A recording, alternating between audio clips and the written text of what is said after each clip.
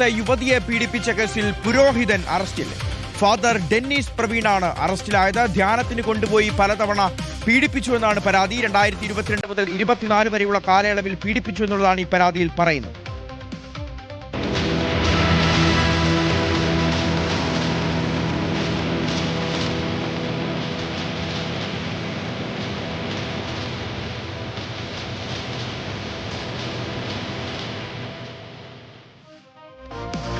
V Jaishankar വിവരങ്ങൾ നൽകും.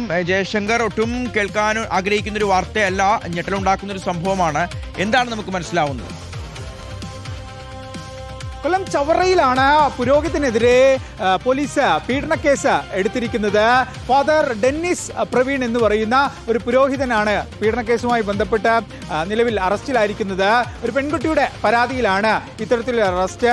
പലയിടങ്ങളിൽ കൊണ്ടുപോയി പല ഘട്ടങ്ങളിലായി പീഡിപ്പിച്ചു എന്നാണ് ഈ പരാതിയിൽ പറയുന്നത്. ധ്യാനത്തിന് കൊണ്ടുപോയാണ് ഇത്തരത്തിൽ പീഡനം, അതായത് ആത്മീയ കാര്യങ്ങൾ പറഞ്ഞുകൊണ്ട് കുട്ടിക്ക് ചില ലൈംഗിക പ്രശ്നങ്ങളുടെ ഉൾപ്പെടെ ചൂണ്ടിക്കാണിച്ചുകൊണ്ടാണ് ഈ പുരോഹിതൻ കുട്ടിയെ പലതവണ പീഡിപ്പിച്ചത്.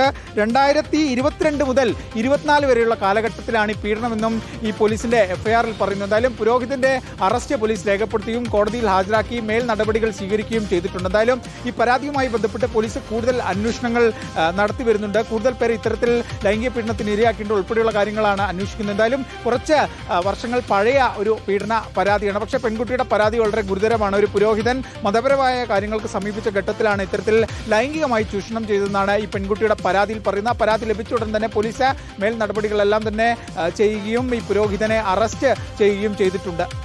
ശരി ജയശങ്കർ.